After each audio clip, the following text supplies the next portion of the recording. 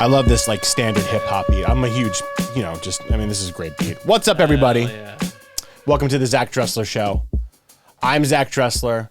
Thank you for joining us. Welcome new subscribers. Got a few more subscribers this week. Welcome. We're gaining them. We're gaining. We're on a slow incline. We'll get some bumps and spikes and valleys and stuff like that, I'm sure. But, got some great feedback about the show. People are really digging it. Thank you. Any suggestions you guys want to make, feel free to hit me up, hit up Indy, comment.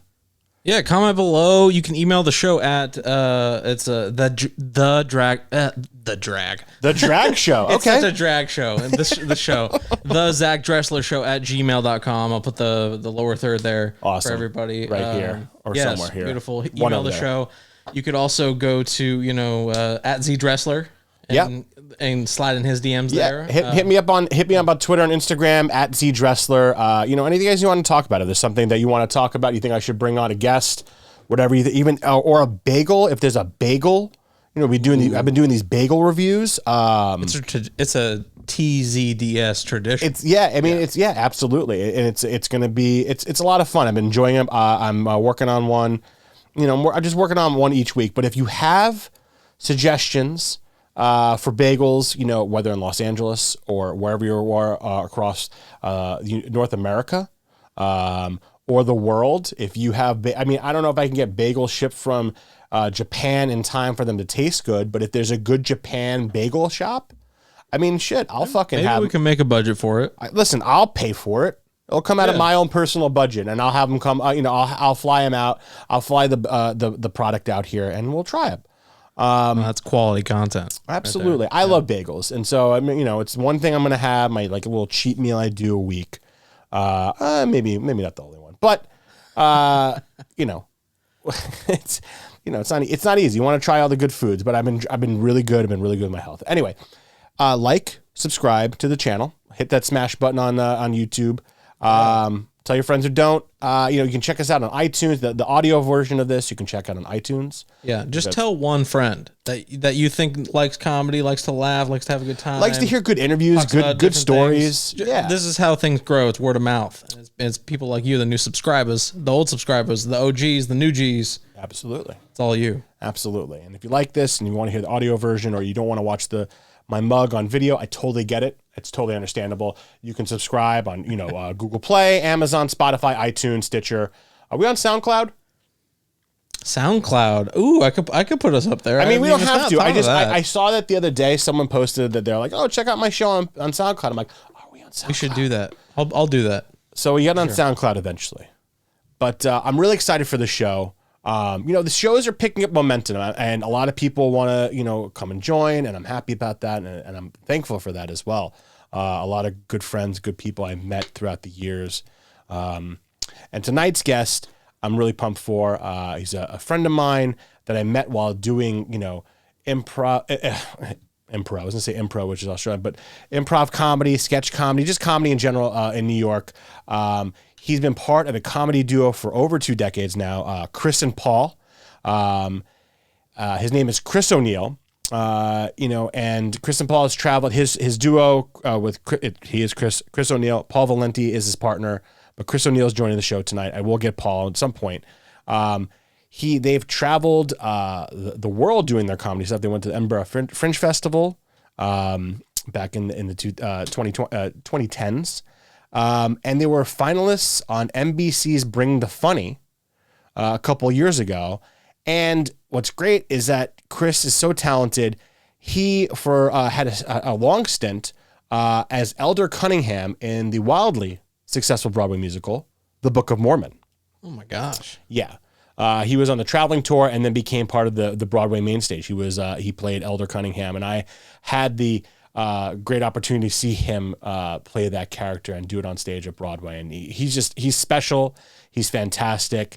I'm excited to have him on the show. You can check him out, check out his handles. You can go to Chris and Paul on YouTube. You can go to Chris O Show. That's both his Twitter and Instagram handles. So I'm excited to talk to Chris in a little bit here. Chris O. Chris O'Neill, the man. Indy, how you doing, man? Doing good, man. It's podcasting. We pumping out content. The world needs content. You know, we're all sitting in our. You're working on a lot. And it's incredible. You're working on another podcast, multiple podcasts, but the one that's out right now also that you're helping produce, what you are producing is John Huck, correct? Yes, Speaking Highly with John Huck, speakinghighly.com, audio Thursdays, video Fridays on John Huck's YouTube. Just go to speakinghighly.com. But yeah, you know, love doing it. Doesn't mean that your show is any... No. I'm just, listen, I want to plug other people's stuff, and especially the stuff you're working on, man. Of course. I know you're working hard. You. Yeah. Indy works very hard on my show, and I really appreciate all the help he does. He sent, emails all the guests, the links. He works with me on the show in general, what we should be working on. He edits the whole thing together. I mean, this whole concept is originally his. I'm just fortunate enough that he reached out to me that I wanted, and wanted to do it with me. Of course. Yeah. So, thank you, man. I appreciate it. No worries. Yeah, how you doing, man? I'm good, man. I'm really good. I had a good February. Yeah. I had a really good February. Looking forward to see what March brings. I know it's funny driving up here today. I can tell, even though we're still in the middle of a pandemic, I feel somewhat, and I know people are going to probably hate on this sentiment, but I feel like we're somewhat returning to some sense of normalcy. And I say that because traffic has returned to LA. All right. When we first started doing this, a couple months ago, it would take me 20 minutes to get up here. Today, it took me the typical 45 minutes to get up here. Oh, geez. Because, you hit that little route right by Universal Studios. Yeah. Yeah. Oh, yeah. Going over the hill into the valley. Yeah. And that's the usual LA problems. 20. Yeah, exactly. But it's good to see LA's back and congested. But I never thought we'd be happy to see that. I never think I would either. I was happy for a second, and I'm like, God damn it, I gotta get to Indy's place so we can do the show. I did want to talk briefly before we get on to Chris here. The segment that we did. I want to do it. I want to do it daily. I want to do it once per show, but then, we got better things to talk about. But my girlfriend. That's how radio goes. Yeah, so, it's like it's whatever is we're talking about. We talk about. Sure. Right? Yeah, absolutely. And so we did this segment called Crazy Stupid News or Stupid News. And my girlfriend Carrie brought this to my attention the other day, and it's the headline is, and I think it's an old headline, but I think it got rehashed recently. Woman strangled sister's boyfriend after injecting him with meth. Let me reread that. Woman strangled sister's boyfriend after injecting him with meth. Then her sister married their dad. Yeah, Fun. That's a mouthful. And so basically, if this thing wants to load so I can read it, apparently it was a dinner night somewhere in, let me see here, in Boone, North Carolina. Now, United States is a very big place, and there's a lot of crazy shit that goes on, but this doesn't surprise me that it happened to someone in the South in Boone, North Carolina. This is a story that you would go, oh, it happened out in the boons. Yeah, it happened out in the boons in Boone, North Carolina. Yeah. Welcome. So, one of those days. One of those days. So, apparently, the following, the guilty pleas, the convictions of her father and her sister. Apparently, wait, hold on. I got to read the story. I read the story and then I forgot about it. But apparently, this woman, 33, Chudhari, I think I'm saying it right, 33 of Boone, North Carolina, pleaded guilty to second-degree murder in 2019 death of McGuire, 38, who was 30 years old.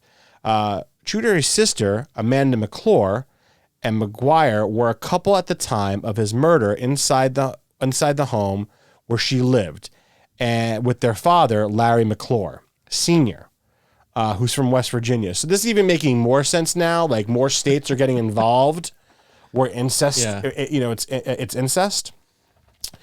So apparently this woman killed her sister's boyfriend. Well, Zach, here, let's in their defense, the next sentence says the couple were, in quotes, coming off meth pretty hard. So now, I want to put that point in there. Fair enough.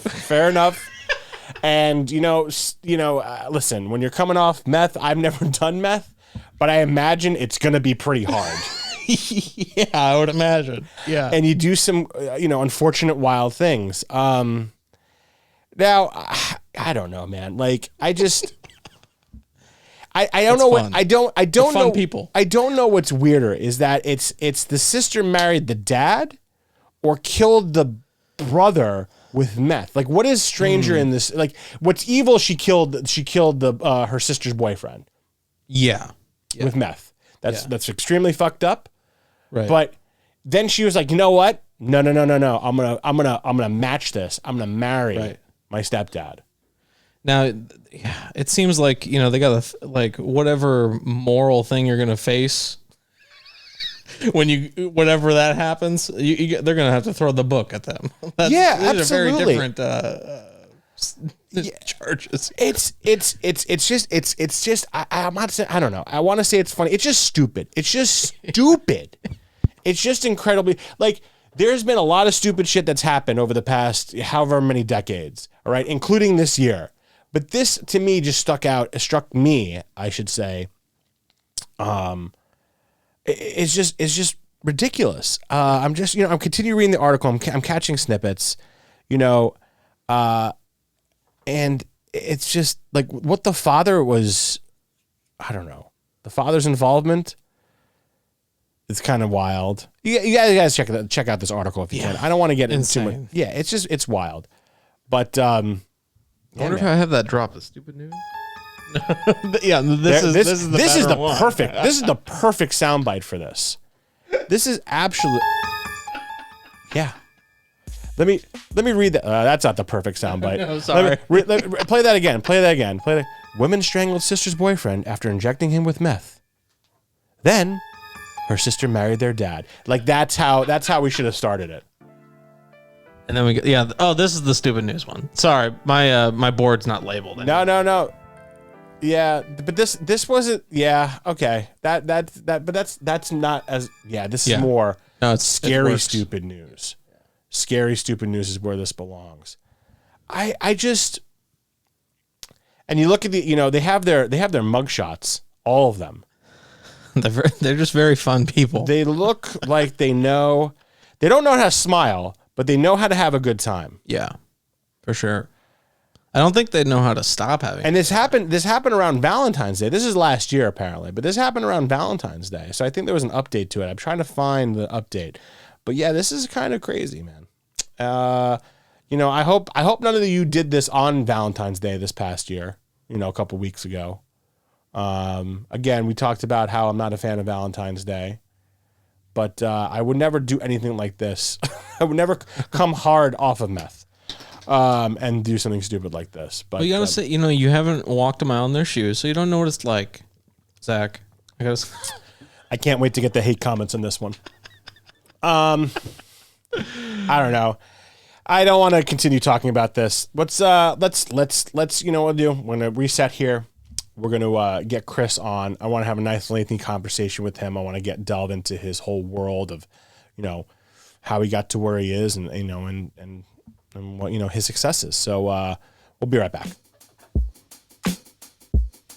Joining us now, good friend of mine, wonderful talent, comic, human being, lovely father. I mean, you're a fantastic dad. Thank you. Chris O'Neill. Thanks for joining me, man. I really appreciate it. Thank you for having me, my good friend. I'm so excited. I know it's been a minute. It's been a minute since we've seen each other. I think the last time I saw you in person was when you were performing in the Book of Mormon. Yes. Which we'll get into in a minute. I want to get into like that whole thing, but I saw you. My good friend who was director of Zach and Me, the web series that I was in and helped produce. I am a huge fan. I want to get into that as well. Oh, fantastic. We will. He had tickets to the show, and I had totally slipped my mind. I knew you were on the traveling tour, and I think it was right when maybe it was a year into it, you just got onto the main stage, the Broadway stage. Right. Yeah. And I was like geeking out because I was like, I reached out to you, but I didn't know if you saw my Facebook message, and I was like, oh my God, I'm coming to the show tonight. I would love to see you. And I was telling my friend the whole time, like, I know Chris. I was like, I perform with Chris. I've seen him perform on stage. I met him through this sketch. I met him, through sketch comedy, through comedy in New York. And he was like, I don't believe you. And I was like, oh man, we got to go. Hopefully you were going to be outside, shaking and signing autographs. And you were. and I saw you, and I was Chris. And you're like, oh my god! And it was an epic moment. But It's just so weird. Yeah, it's like life's crazy, man. dude, it's crazy. It's crazy. You're doing incredible things. I mean, what you've done and what you are doing, I admire it. And I really want to, in this interview, I want to go from the beginning here.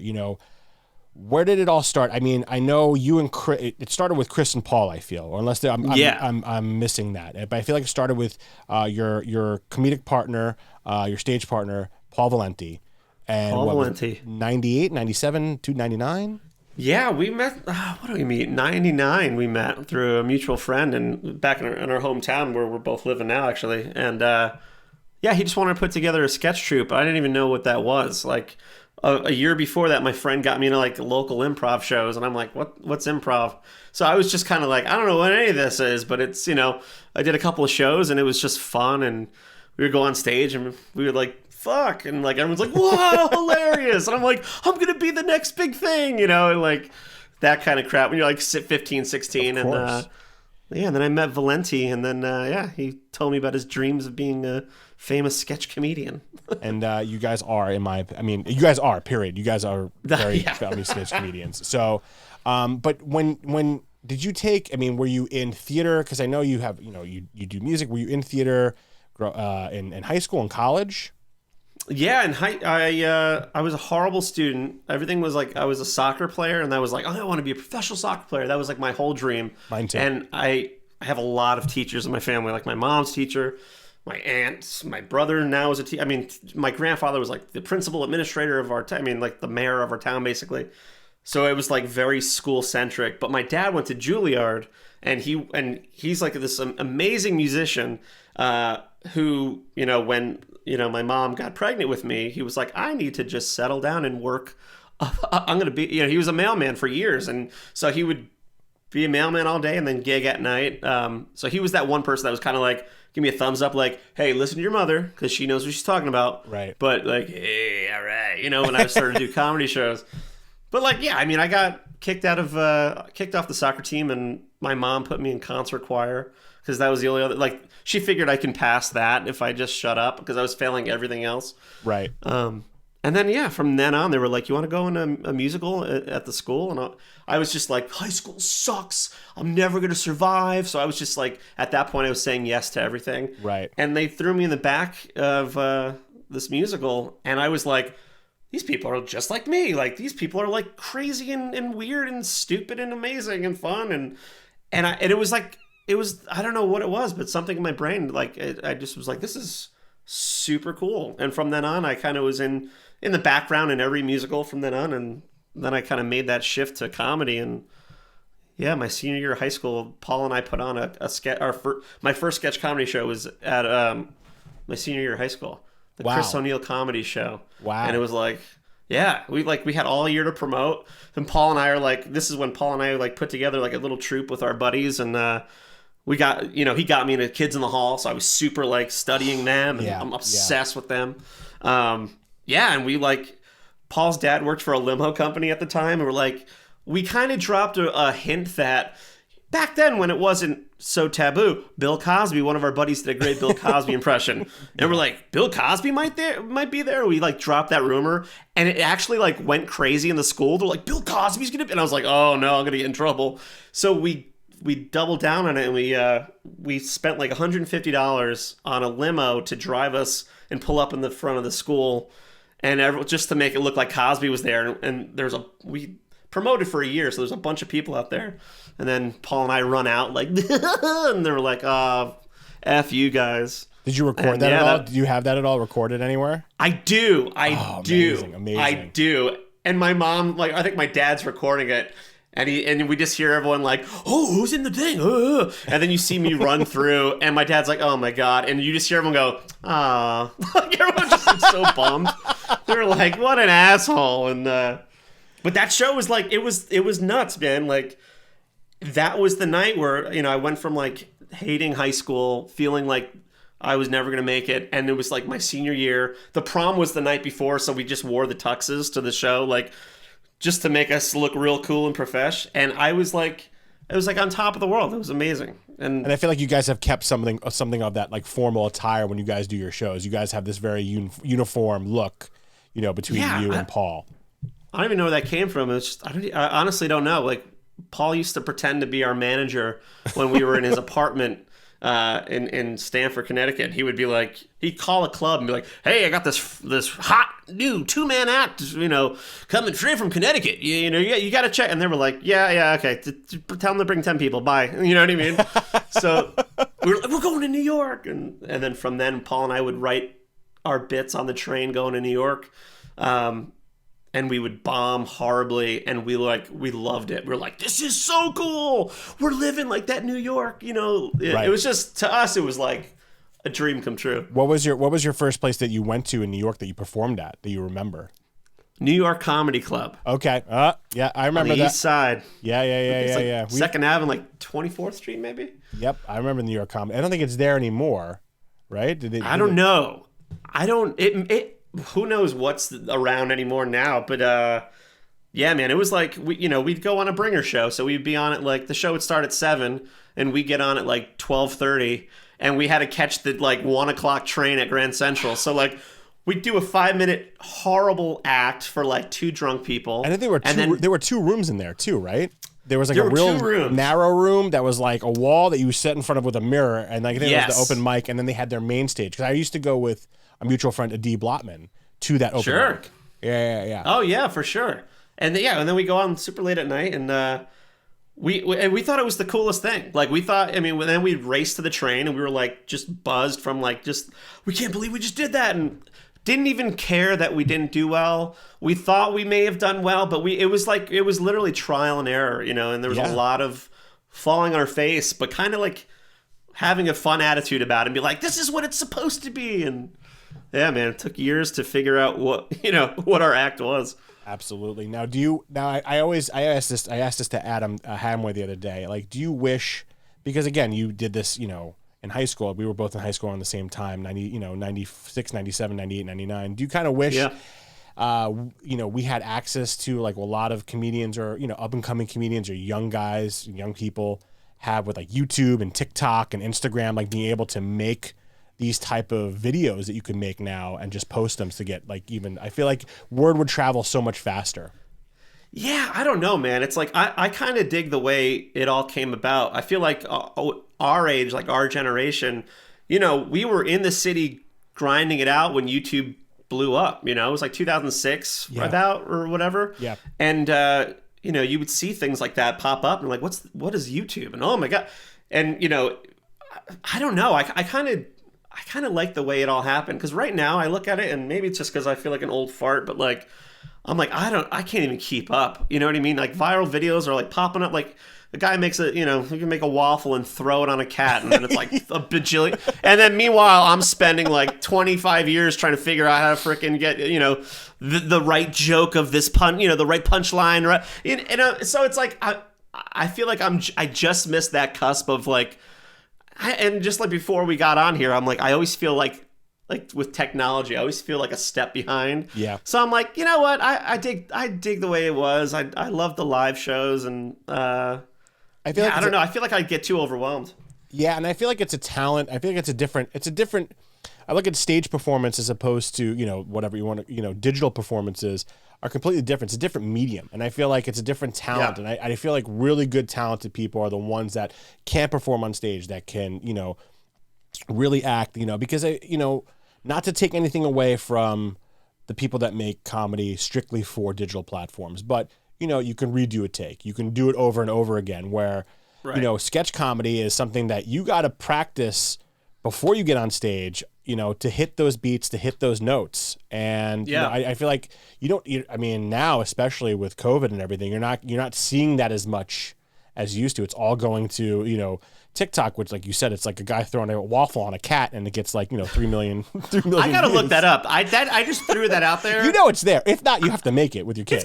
I have to make that. Might be the thing that like I might go viral tonight. I don't have a cat. I'll just go buy a waffle and I'll buy a cat and start throwing shit at it. Right? Yeah, the next day you return up like, hey, listen, this cat's defective. It doesn't like having waffles thrown at it. Can I get a refund? No? Okay. I guess kids were stuck with a cat. It's sticky and smells delicious. What did you do to this thing, sir? Oh, man. I'm like, tell my wife, like, okay, baby, I love you so much. I got to throw waffles at a cat. It's not the time to ask questions. Just start recording. And I just start throwing them at neighborhood cats. And then hey, that's that guy. Your kids go to school and they tell the teachers, like, yeah, what did you do this week? We threw waffles at cats with Daddy. That's the thing. I have a 6-year-old, and you have to really be careful about anything you say. Because the way it's like a terrible game of telephone. Because you could say one thing to your kid, and then the way they say it to their class, you're like, you're going to get me arrested. Like, what do you talk? I took my shirt off once she walked in. She goes, oh, Daddy was naked. And I'm like, no. Daddy was not naked. My shirt was off. Like, it's all in the details, sweetheart. If you want a father, you must learn how to play the game here. Please, we'll talk about shirt off. That's not naked. That's just, topless. Well, we'll go that way. Right. What about when you threw a waffle at a cat? That is true. I can't deflate. I threw a waffle at a cat. There's no way around that. It was hungry, and I wanted to force feed it. I'm sorry. Yeah. And now we're rich, so shut up. Now, for a lot of people, what your guys' comedy style would be described as vaudeville, correct? Is that what people? Is that what people describe it as? I mean, that's the weird thing. I feel like we're like kind of like a hybrid kind of a thing. Like we love when Paul and I really bonded over like our love of like the old school guys like Buster Keaton, Laurel and Hardy, all those classics. Because I grew up kind of watching them. They'd be on TV late night, and we liked clean humor. We liked how, not just language-wise, but we liked the art of it. We liked here's the setup, and here's the punchline, and here's the good guy, here's the bad guy, and it was easy to follow along, and then kind of what we try to figure out how to like turn that on its head. So in our act, I'm the angry, curmudgeon-y straight man, right, and Paul's the lovable doofus. And a lot of our scenes, we kind of launch from that, like, that classic 2-man act, but our material always takes a dark, twisty, like a dark twist. Yep. So it seems innocent. It's almost like a live cartoon where, when you look at Looney Tunes, it's so incredibly violent. Yeah, but dynamite, all this stuff. But people it's are blowing up. They're getting off a bridge. They're getting exploded. All this crap is happening. It's insanely violent. But it's like, oh, it's a bird. And it's like, oh, there's happy classical music over it. So I love that style of like setting that stage and kind of walking the audience one way going, here's what you think is happening. It's like a game with the audience where, we like to lead them one way, so they go, oh, it's a scene in a dentist's office, and then the twist is something completely different, and they're like, this isn't a dentist's office at all. And then we do a quick blackout, and then we're on to the next scene. So, but it's fun. So when I'm writing these bits, it's fun to like, how am I gonna outsmart the audience member this? Yeah, and that's why I want to ask, like, when you're writing these things, are you how are you writing them? How are you coming up with these ideas, generating it, and making it a series and a string of a show? And are you guys improvising a lot of it after you guys have written it?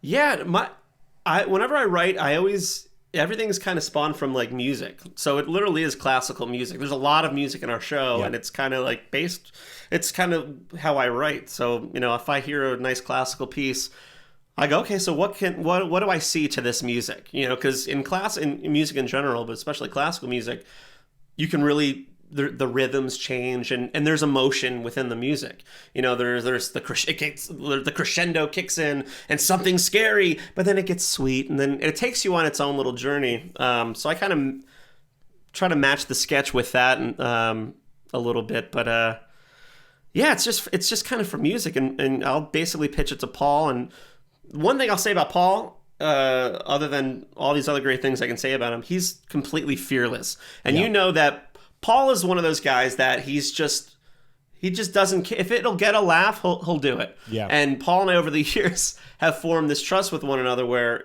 if I go, Paul, I really think that this is going to land if you do it like this. And he'll go, yeah, okay. Yeah. I have fears on stage. I don't have that like blind, just like, I'm just going to whatever. I'm very reserved compared to Paul. I mean, we were doing a sketch block, one of those shows we used to do together years ago. I forget what the hell happened, but I was like, Paul's playing a waiter, and I just kind of whispered to him, I go, hey, it'd be a lot funnier if you were wearing a thong. I don't remember why. I'm like, can you like take your pants off and like wedge your underwear up your ass?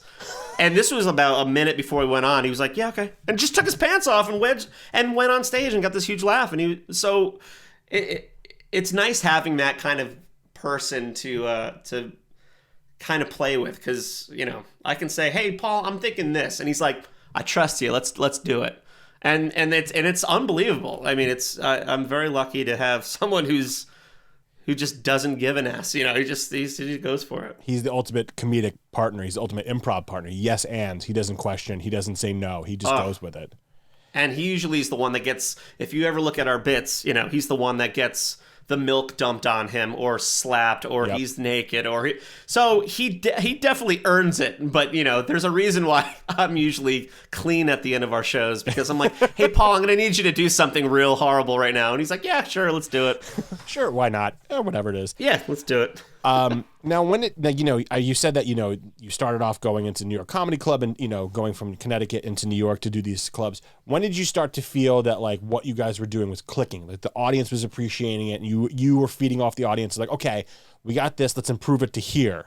You know, when was that happening? Because I feel like when I started doing it, it took about a year, maybe even longer, 2 years for me to really put pieces together. And maybe even longer. Like, it depends on what I was doing. But stand-up, it took me longer. But with sketch, it took me about 2 years. Really? Yeah. I feel like you may have been at the show when everything clicked, to be honest.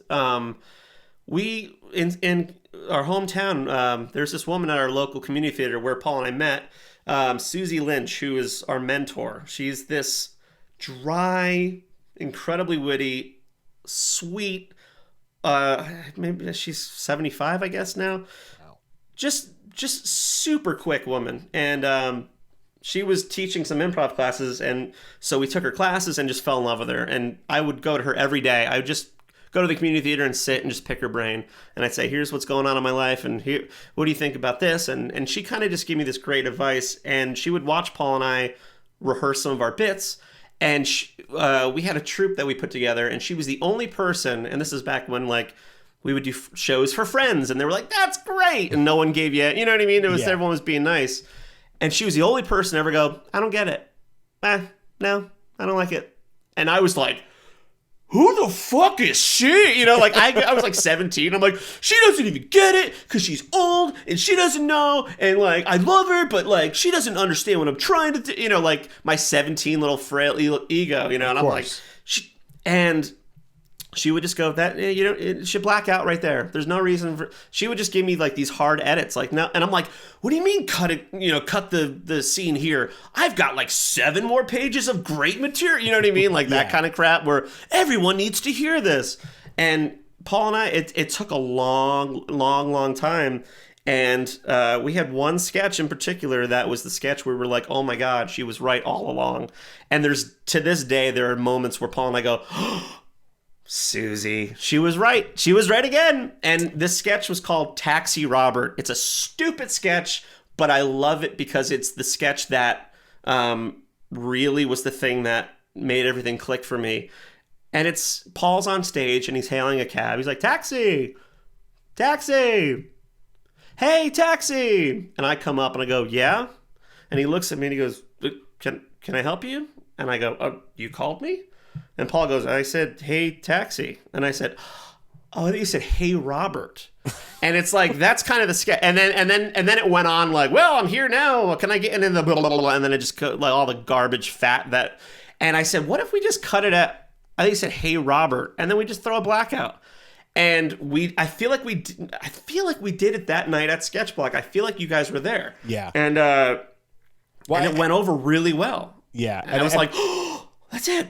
Yeah, and I remember seeing that sketch. I remember seeing, you know, similarities in other sketches. Like I remember you guys doing the, oh God, I remember it's one where it's, you know, you're calling up. It looks like a woman. Paul's dressed with a wig, and it's, you know, you guys are on separate sides of the stage, And it's like this scene where you're just like, you're sitting there and you're calling her and she's just like looking at her phone longingly and puts it down. And it's really well done. It's with music. There's no real dialogue whatsoever until the very end, about, a minute into it, where you just literally, you break a fourth wall, you go upstairs and you yell, you're like, Rachel, it's time for dinner. Like, oh, Jesus, Dad. And it lights out. Right. I mean? And I love that. I love these, like, this, because I think people expect more and they're like, oh my God, here it is. And it's done. And people are like, oh, that's hysterical.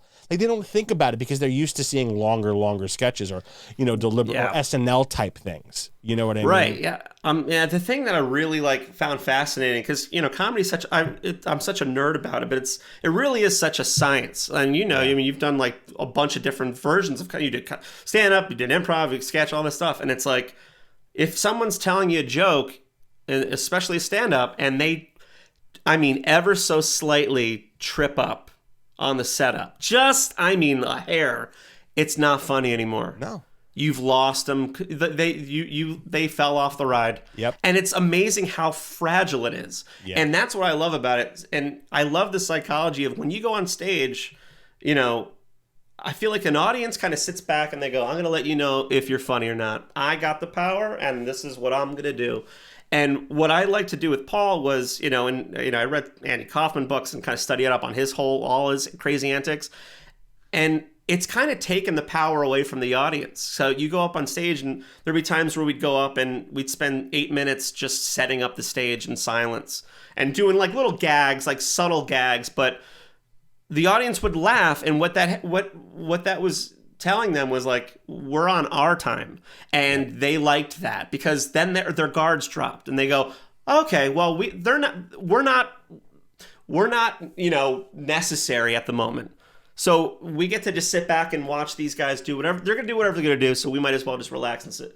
And that was such a huge thing that I figured out with Paul, where I was like, it's messing with the audience and taking away the power. Yep. And when you cut a scene short, they laugh going, that's it? What the? And then the lights are on and you're in the next sketch. Yeah. And you basically throw them off.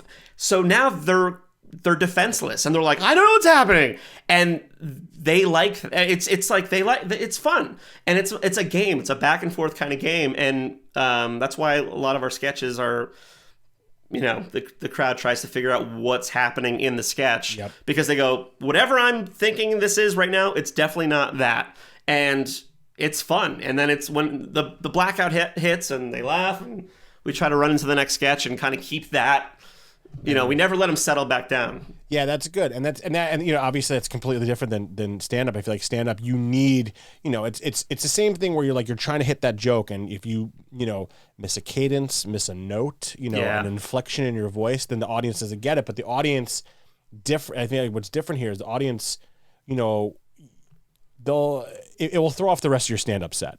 Where with sketch, you're just on to the next one. You don't even give the audience members a chance to breathe. You're already on to the next thing. Where with stand up, it's like, oh, maybe my next thing's tied into this joke, and I already messed up this joke.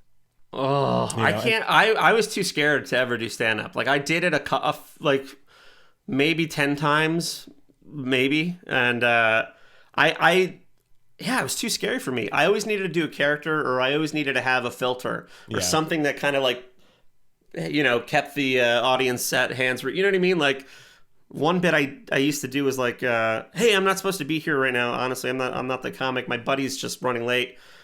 This is like the first thing I ever did for stand-up. And it wasn't even stand-up. It was like a bit. And it was like, I don't want him to lose his spot, but I do know his act. Like I'm at all the shows. So I'm like, maybe I can just kind of give you the act right now. I have it right here. And it was just like an angry black stand-up comedian's performance where it was just like bashing white people and just getting really angry. And I was like this little timid little white dude doing it. And like, so I had to do things like that because I can never just go up there and just be completely vulnerable in that setting. Terrifying. I don't know how you guys do it. I don't know. I enjoyed doing, it was weird. I enjoyed doing stand up. I think I had this this weird, I don't know what you want to call it, like just journey, I guess. But I really enjoyed doing improv and sketch in New York, because of that same reason. Like, I get to play a character I get to, envelop this character and be someone on stage and have this fun moment that I couldn't do maybe as Zach. And when I was doing stand-up in New York, it wasn't that I didn't like doing my jokes. It was just, I think, I had to be a certain way. And I hadn't found my rhythm. I hadn't found like who I was on stage yet. I thought I had to act a certain way to be a stand-up. And then when I went to Australia, I organically, people just loved the fact that I was a New Yorker. I was an outsider. So I just did New York things. And I just, talked about being from New York and my observations. And I was like, it's your observations that are, and I really enjoyed doing stand-up there. And I really felt like I came into my own there. When I came back to New York, or came back to the States, I wanted to continue doing stand-up, but I felt like I had such a great experience in Australia where I was performing in, night after night almost in front of like a lot of people, good audiences, where in New York, you have to pack them yourself. In Australia, you didn't have to do that. People just wanted to show up and see things. And, that's nice. And right, exactly. And, coming back to that, it was just like, I was just like, I don't want to do that anymore. Like, I don't want to have to keep, like, I felt like the hustle in New York was focusing so much on getting some people to go to the show that I couldn't focus on the material. And it took me out of my game. Where because it's up to the last second. Did they show up, or did I get my people in? Did they? You can't go up yet. Only 8 people are here. Well, we'll put you up at the end. It's like, all right, okay, cool. We'll put you up when they drop the checks. Yeah, exactly. Well, exactly. Especially like, well, you only brought 10. I was like, yeah, but you told me to bring 10. I'm like, yeah, but you could have brought a little bit more. That's like, cool. I would hate. That was the worst. Was like, you do a club and you got this super crazy set list, and like whoever showed up clearly bumped everyone off, of course. Yep. But like, it was always like, okay, you bring 12 people, you get, 6 minutes, let's say. And it was always like, okay, we got your people here, but you guys got to keep it to like a tight 3, all right? Tight 3. Exactly. And then you're like, but I think you said 10. There? Well, I meant 10, really 6, but now it's 3 because we got keep it tight though. We got a guy here who's going to really just bring down the house, and people really want to see him. And it's like, all right, sure, but I mean, it was. Then you see that light, and you're like, oh, that's it. That's it. You literally got into like one joke, like, hey, what's up? Thanks for everybody coming to the show. I hope you enjoyed it. And here's my joke. Oh, and I got to go. There's my time. Thank you, everybody. I really appreciate it. Right. Thanks so much. I hope you enjoyed my 1.5 jokes. Yeah, why is that guy's face lining up red? Here's the reflection. It's just, he must be nervous. Or someone just in the back with their phone, just like, hey, you're off. Get off. You're off now. God, I remember that, when you look at the light and like the person wasn't getting it, or they're too drunk to realize. And then it turns into a whole game where you see all the comics coming around going, oh no, he's still on. And everyone's looking at the light, and everyone's looking at the comic, and the manager's there, and he's just like, get off the stage. And God, I miss those days. Oh man, those were fun. I love those awkward moments. But one of the festival you guys went to, Chris and Paul together, which is I'm super jealous of. You got to go to experience one of my favorite festivals that I got to go to once. Never got to perform in, but got to check out the Edinburgh Fringe Fest. Isn't it the best? It's something, and it's weird. I don't feel like a lot of people from America know about it. I feel like New Yorkers, people, New Yorkers, people from Boston, like people that are in comedy scenes, that are in sketch, know about it. But it's really a world festival that you really get to meet a lot of fantastic acts and comics and entertainers from around the world, the UK, Europe, Australia, and it broadens your horizon, I feel. For sure. For freaking sure. I mean, like, I find that those people who have gone, like, it's hard to explain to someone who hasn't been, because it's just, there's something, it sounds so corny, but like, there's like something magical there, right? Like you get there, and the buzz in the air, and it's just, there's thousands of shows, and everyone's performing on the street, and it's just the town. It's everything's so lively, and it's just like nonstop craziness.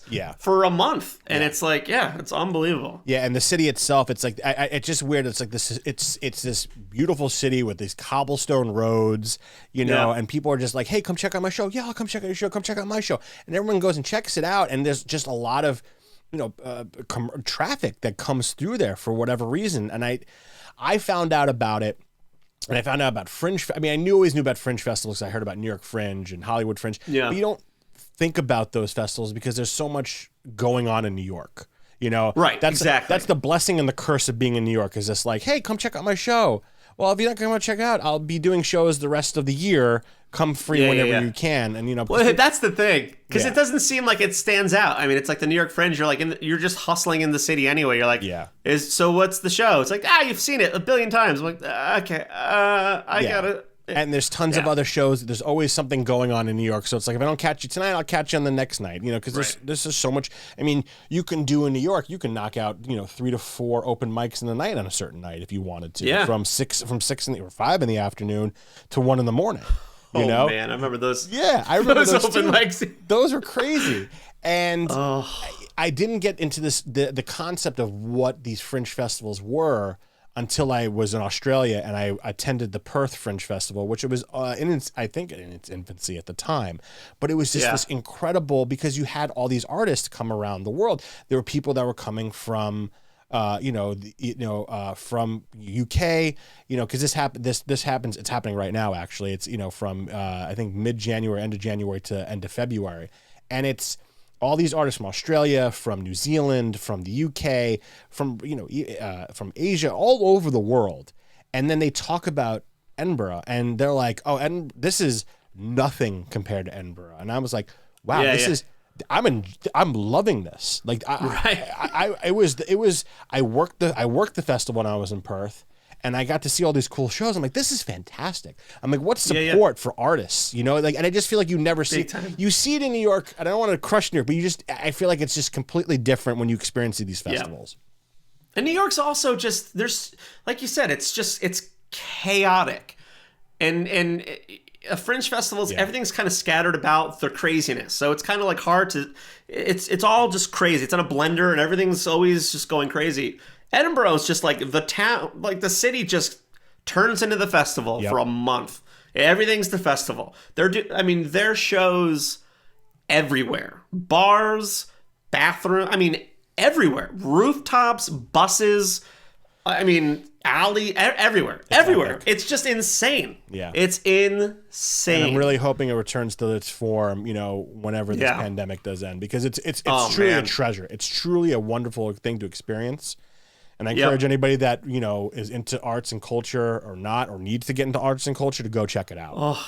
I try to tell everyone, it's hard to be like, hey, if you ever get a ticket to Scotland and have the time to go for you know what I mean? Like, it's a hard sell, but it's like, if anyone's especially in the middle of the summer, like Scotland in the middle of the summer, and you're talking to New Yorkers, like, I'm going to the Hamptons, guy. I ain't going to the Dude, that sucked, man. I was like, oh, it's like August. It's the beginning of August. All right, I'm going to show up in my flip-flops and shorts and a T-shirt. And I remember we got off the plane the first year, and it was, 41 degrees and pouring rain. And I was like, and we had to wait. Dude, I think we landed at like 7 in the morning. We couldn't get into our hostel until 3 in the afternoon. So we literally just got drenched for hours, completely tired. It was like the other side of the world. And that was the kickoff of that experience. But yeah, it was insane. Great experience. Well, this experience, I feel like, again, elevated you guys to, the next level in your guys' career, especially your part, and I want to talk to you about that, where you got discovered there, for Book of Mormon, correct? It was at Edinburgh to come and audition for it? Yeah, the first year we were there, we got nominated for the best newcomer to the festival. That's right, and we didn't even know there was awards. So we went there and we had a little flyer, and it had the wrong, we messed up had the wrong information. It was like a nightmare. You're foreigners, and we didn't know, it's understandable, you know what I mean? You don't know the street addresses and the phone numbers there. We didn't know how the pound sign, we're like, I don't know what the hell's going on. We got the time of our show wrong, and we printed these tiny little flyers, and out there people spend hundreds of, hundreds and hundreds of thousands of dollars for billboards and this and that and the other. So you put up a little poster, and 2 seconds later it's 4 inches thick with other posters on top of it. Right. It's incredibly, because you're just hustling. So yeah, we got nominated that year, which was incredible and crazy.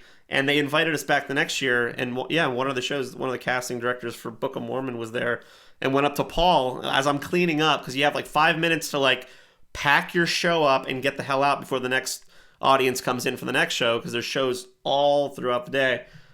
And she went to Paul and she was like, hey, real quick, can you guys sing? And Paul, and I'm like wondering where Paul is, because like we did our cookie sketch that's got, I mean, it's just milk and Everywhere. cookies, and it's just disaster everywhere. So I'm scrubbing, I'm like, where the fuck is Paul? God damn it, Paul! You're always true. And I see him schmoozing with this woman in the back of the audience, and I'm like, come on, dude. And Paul's like, yeah, sure, we can sing, and just kind of said yes, of course. And Paul just comes back, and the Paul Valenti, like, kind of smirk, the smile. And he just comes back, and he looks like a kid that stole, like, and I'm like, what? He goes, and he starts giggling. I'm like, call me clean up! And he was like, yeah, that was a casting person for Book of Mormon. And I was like, the musical? Because at that point, this was like, I think this was the summer after they won all the Tonys, so it was like the top of the top of the top. Yep. And they were like, yeah, they want us to audition. And I'm like, and we just started laughing. We're like, that's fucking hilarious.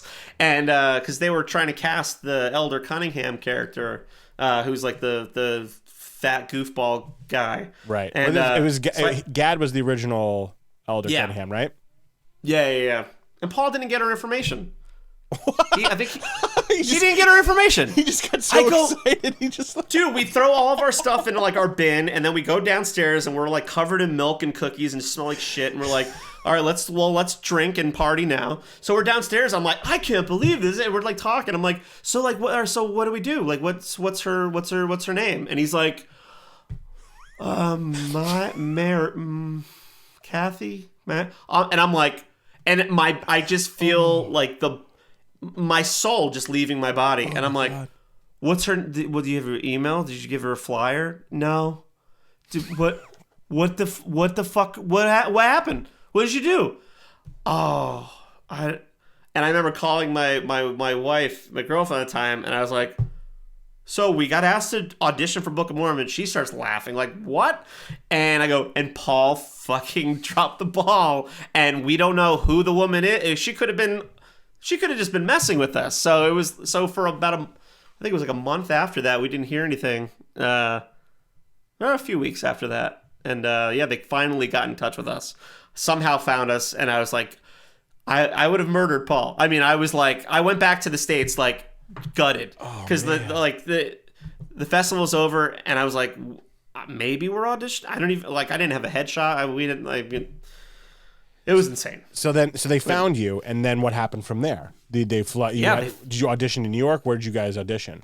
Yeah, and what was the audition like? Sorry, I want to just get into that. Yeah. No, they auditioned. Paul and I both auditioned, and I didn't have a headshot, so my wife took a picture of me on the roof of our apartment in Queens.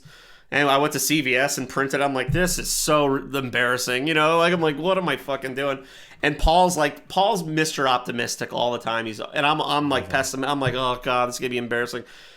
So, and the only other experience I had with musical theater was when I was in the background of high school. Right. So I was never a lead, never had any lines really. I was like, and we showed up and we had like the Man Up song, which is like the big number, and like just some sides. And I showed up and like. You're walking through these audition studios and you're just hearing these amazing voices bursting through the walls, and I'm like, they don't know what the hell they're doing. This is like, I'm just like, all right, I wanted to get it over with. I was like, I just want to get out of here and be done with it. So I went in, I handed him my headshot that looked like shit. I'm like, yeah, okay, all right, let's just fucking do this. So I like read the lines. I kept stumbling. I'm the worst auditioner ever, and I'm like messing up the words, and I'm trying to sing the song, and I'm like messing the word. I'm like, okay, can I go now? And like, it was over, and I was like, okay, that's over. Don't have to stress about that anymore.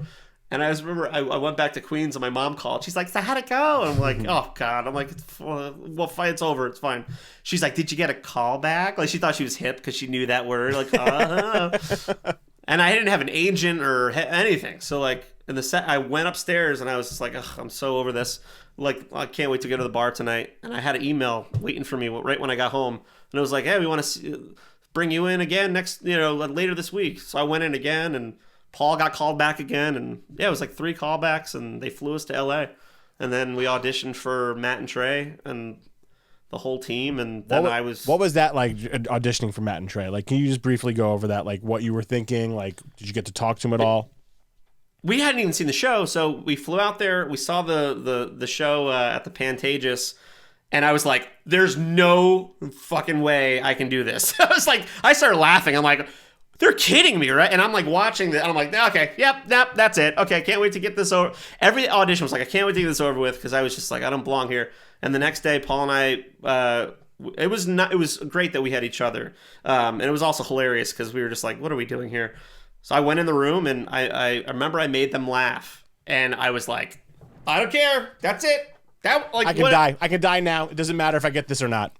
There was like Bobby Lopez that Frozen, and like Scott Rudin, like big people. I had no idea who anyone was except for them. And then they were like, hey, the musical director wants to see you afterwards to see if you can hit some of the really high notes. And I'm like, well, this is it. Now they're going to find me out. And like did that. And then like I was sitting there. I was the last one at the audition because they had me wait. And we had to catch a flight, and Paul's like, are you done? I go, I don't know. I was like sitting outside. They didn't tell me to leave. And I'm like, I'm not about to like walk away. And then Trey Parker walks out of the room, and he's like, oh, hey, man. And I go, oh, I'm like about to shit my pants. I'm like, hey, Trey Parker. I go, should I go? Should I stay here? And he's just like, I don't know. I got to go pee. And then as I was going to the airport afterwards, I got an email. They're like, we're interested in you. We're going to audition you for like, do a workshop with you for another month. So it was a lot of auditions. Wow. So like Ben Platt and I were auditioning at the same time for 2 months, I guess. Wow. And then then you got the gig casted on the travel show. Is that what I mean? The road show? There's 2 national tours. Thank you. Yeah, Ben got one of the tours, and I got the other tour. And how long were you doing that for? 2 years on the tour, and 2.5 years on the tour, and then which was crazy because I was getting really shitty reviews right off the bat because I was just so like blown. I was like, I am so out of my league. And really? With the singing, luckily that character is kind of like a screwball anyway, so he didn't have to sound like the whole joke was that he's kind of like this disaster. It's one of my favorite, if not my favorite musical, because it's just so brilliant. It's so sweet too, which is the funniest part because everyone just assumes it's like bashing Mormons. I'm like, no, it's like there's so much heart in it, and that people don't. When I was doing the show, it's the weirdest thing. It's like there was such a euphoric feeling at the end of every show, because when you start the show, there's that song. It's like Hasadiga Ibuai, which is F you God in the ass mouth and C word. I mean, it's like pretty jarring for people that are like, I'm just gonna Sunday afternoon, let's go to the theater, and they're like, oh my God, what is this? And by the end of the show, it didn't matter where we were. At the end of every single show, we're doing the final number, and we're doing clapping on stage, and the whole crowd, it's like everyone's clapping, and some are crying and holding each other and hug. I mean, it's like it was like incredible. I mean, it was incredible, and it was like it's surreal that I was even in it. It has still, honest to God, it sounds so corny, like. It still hasn't hit me that I was a part of that for that long. It's incredible, and I love, and it's just again, I'm so happy that it happened to like, it couldn't happen to a better person, you know. And thanks, man. I mean, how did they? So you said that you got terrible reviews in the beginning, and you were on it for 2 years. How do they make the decision from going from the national tour to Broadway? Like, what is that decision like? Did they just call you up and like, hey, guess what? Guy who's playing Elders now is done, and we want you to play it, or do you have to re-audition? Like, what is that? Well, it was funny. I didn't have an agent when I got the show. And the headshot that I had in the playbill was that CVS picture that my wife took. Really? The one that's in? Because I have that playbill. I still have that playbill.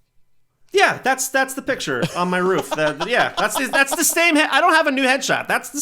That's what I still go to auditions with. If I ever go to auditions, is with that. Wow. And man, it was like.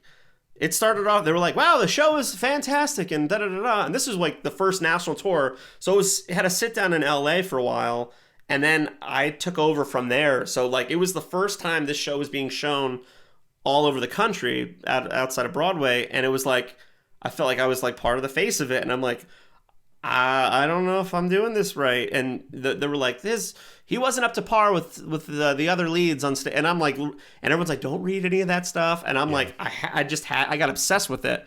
And I don't know what the hell happened. I had this amazing voice teacher that kept me in the show forever, just because you were singing 8 times a week, and it's like you're singing through it's insanity. I can't imagine the stress it causes on your voice in general.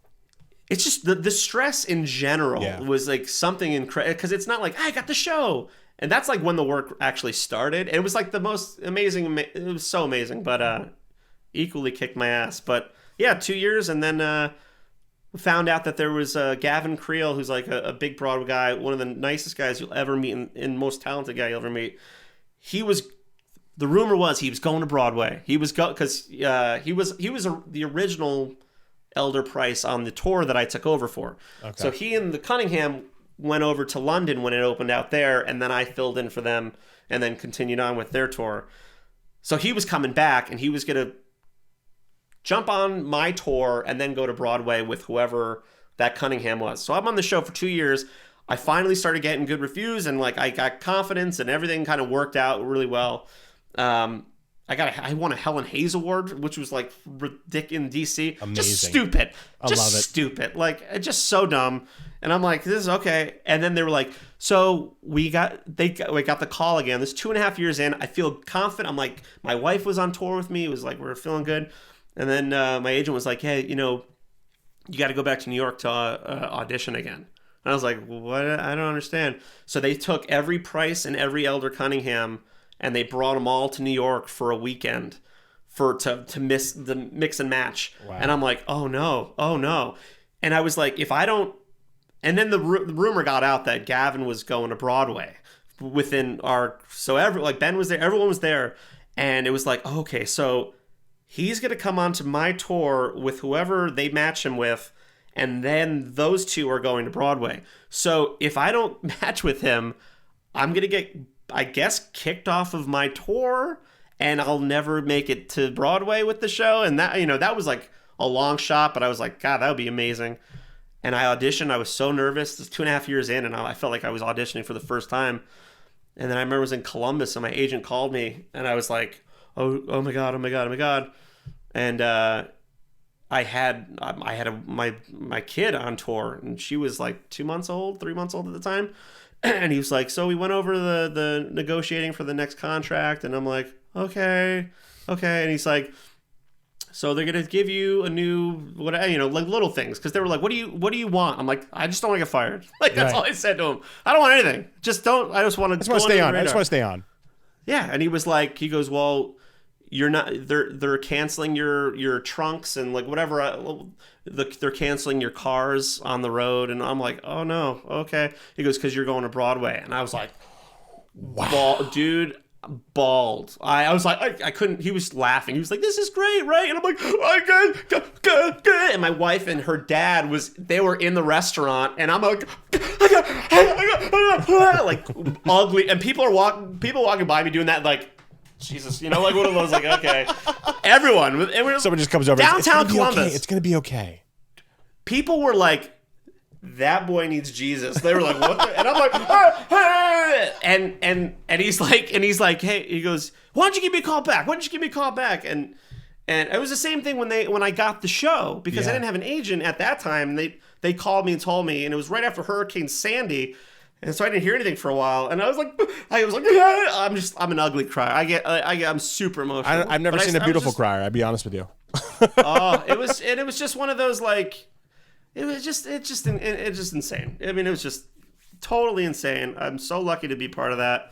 I can't wait to like tell my daughters when they're old enough to get it. Yeah, that's what I'm so excited about. Yeah, I want that because the show's going to be going on when they're older. They're told, you know what I mean, and you're gonna and that's just an experience that it's going to be so special, man. It's going to be so incredibly special. That's what I can't wait. But and when Paul and I had the chance when I was in New York, we would run downtown to like St. Mark's and do a set. And like the funniest thing was being in that show, as amazing and like genuinely surreal as it was, Paul and I doing our act, I go, it doesn't top it. Yeah. Paul and I doing our show, I was like, I feel more alive doing our show than doing, I mean, it sounds so like douchey, but sincerely it was like, because it was ours, you know what I mean? I almost felt like an imposter doing someone else's material. They're like, wow, you're really funny in that show. I go, it's because Matt Stone, Trey Parker wrote it. You know what I mean? I just say the words that they tell me to say, but this is something you and Paul have. And this is our baby. And then and Paul and I are gonna be going for, I don't see us slowing down. No, anytime. and real quickly, because I don't want to keep you any longer, but I just Please. with you and Paul, after that you guys got to be on NBC's Bring the Funny. And that's, I was, when I saw that, when I heard that, when I got to watch you, it brought me a sense of pride. And you guys made it to the finals, right? I mean, you were final. You were final, because I forget how I feel like there were 3 finalists, and then they just decided, right? Is that how it was? There was 4 finalists, Okay. and then they had like a wild card That's who what had it was. previously Okay. been eliminated come back. And then it was up to the online voting, and we're like, well. Yeah. Because Paul and I, we just don't really have an online press. And we were going up against like the Try Guys, like one of the guys. Keith Habsburg, from the Try Guys. who Indy and I know, because we worked with at BuzzFeed. So I know Keith. Yeah. Such a cool guy. Yeah. Such a nut. Such a cool guy. But I remember when we first got there, I'm looking around and I'm like, Joe Beretta from like Brats and Beretta, who ended up winning the thing, the wild card thing. And I'm like, they were like one of the big names when YouTube started. Like that, I know that guy, and I know that a big comic from Australia, Randy Feltface. Yeah, Randy Feltface. Yep. The nicest guy. Incredible. Like it was just like I'm seeing all these people. I go, I don't even know what the hell this show is. And Paul and I just were like, let's just not. I just didn't want to bomb the first. You guys episode. were brilliant, and the cookie sketch killed on stage. Oh. And I feel like with NBC's help, they really amplified what you guys were going for with like the drenching on stage, because that was beautiful. I mean, you had Zach. you Let me tell you, you had Tegan laughing, you had Keenan laughing, you had Foxworthy laughing. That almost didn't that cookie sketch, because you got to go. These are the sketches we would love to be able to do if we get to this round, but we were like, all right, we'll do the cookie there. And it almost didn't happen, because usually when we did the New York shows, our cookie was like this like crappy little pillowcase looking kind of thing. And this thing, they're like, so you need a cookie, right? And we're like, yeah. They're like, it's Hollywood. So they're like making this huge. And I'm like, oh my God. And Paul and I were like, the entire time, whenever Paul and I are part of any festival, or we're so low maintenance, and we get so excited about like free food and like the craft service. Like we're just like, this is awesome, and like so we just sound so unprofessional, like little kids. And the quick changes weren't working for that bit. Like it was like the costume, it was too hard to get it off, and the scene was supposed to be, I think it was like 3 minutes, and we timed it, and it was like without the quick change, and it was like 4.5 minutes the night before, and we're like, oh no! And we get there, and it's like the dress rehearsal. They're like, okay, guys, let's do, and it just like it was a disaster. Oh man, disaster. And then with the wardrobe department for like 12 hours that day, the producers were timing us getting in and out of that cookie. And it was just like, we're like, we'll build the set out here. And I'm like working with like one of the SNL directors was directing that episode. And I'm like, I was like, it's just so weird. And I'm like, if the cookie comes in this way, and I'm like, I'm in LA, I'm in Hollywood. I'm like, what the fuck am I doing? And that scene, that night when we did that performance of the cookie was the only time we did it all the way through at the right time. Wow. So it was like Perfect we weren't timing. paying attention to anything else except for we have to get it in this time, because if you go over, then they're going to snip it and make sure it fits into their segment. But it was very stressful, and Paul and I crying afterwards, just emotional the whole time, because it's like we love the whole process. We still genuinely have fun doing this, and we're never like, how are we going to make money here? And maybe we should be a little more like that, but like we still make each other laugh, and we think it's the coolest thing to go on stage and be able to like do something silly and make someone happy. And it's like magic. So as corny as it sounds, it's like, I mean, No, it's not corny, man. It was incredible. It's not, because people can see you enjoy it. People see it's like, it's coming from the heart, and that's why people enjoy it so much more than something that's forced. You know what I mean? And that's why I love watching you guys, because it's coming from a place of, true commitment, true love, and true passion. Yeah, and we're two idiots. We're best friends, and I mean, we just go on stage, and it's not much different off stage. We're the same idiots, and it's just awesome. I'm glad you never changed. And I can't wait to talk about Paul about all this stuff. as well when I get him on the show. But man, I really appreciate you joining me on the show. I'm so happy to be on. I love you. I think the last time I saw you in person, I think we both were just walking down the east side together. I think this was right before you were going to Australia. Yeah, I just like bumped into you. I'm like, what's up, man? Yeah, You're like, well, in Australia. I'm like, adios. You, brother. But I saw you at Book of Mormon right outside when you did the spectacular show. But I got it once this is all over, man, and I come back home for a little bit. We got to catch up. Yes. You know, I'm gonna meet the family, all that stuff, man. But thank you so much. Totally. I really appreciate you joining. Check him out on his handles, Twitter and Instagram is Chris O Show. Chris O Show. Anything you want to plug coming up? Anything you got going on? You want to tease? Anything for us? Paul and I are working on a new insane project right now that I usually say things too early on because I'm too excited. So I'm going to keep this one close to the chest, but we're very excited about it, and it'll be coming out in due time. Okay, well, when it does, I'm going to bring both you guys back on so we can talk about it. Yeah, and also, just so I could say, my stage name, it sounds so douchey to say that, it's Christopher John O'Neill, and I say this now because I was just on an interview with my buddy, with Joe Beretta from Valley Folk, and they said Chris O'Neill's on, and I guess there's a YouTube person or someone called Chris Oni. Yeah, I think so. I think yeah. I didn't know that. I look at the comments. I'm like, oh, let's see if anyone listened, and they're like, this isn't Chris Oni. Fuck this guy. And I'm like, wait, what? Like, people were just like, oh, I'm disappointed. It's not Chris Oni. And I'm like, I didn't say I was. Okay, so we have to say Christopher John O'Neill. Christopher John O'Neill. Christopher. And I didn't know about that because when I had to register my name, I didn't know anything about that. I told them at Book of Mormon, I go, so what's your name? Like, I go, yeah, Chris O'Neill. They printed out thousands and thousands and thousands of playbills with me as Chris O'Neill. And then they were like, it says you registered under Christopher John O'Neill. And I go, oh, yeah, because they said that I couldn't use my real name, so I just used my full name. Yeah. And they're like, this is my first weekend. They go, we just printed. I go, oh, my. I like started off on the wrong foot. So, all right. Well, Christopher John O'Neill, thank you so much, my friend, joining me on the show. I really appreciate it. I love you guys. I love you, Bye, man. Zach. I'll see you later, man. Thank you so much. Bye. Bye.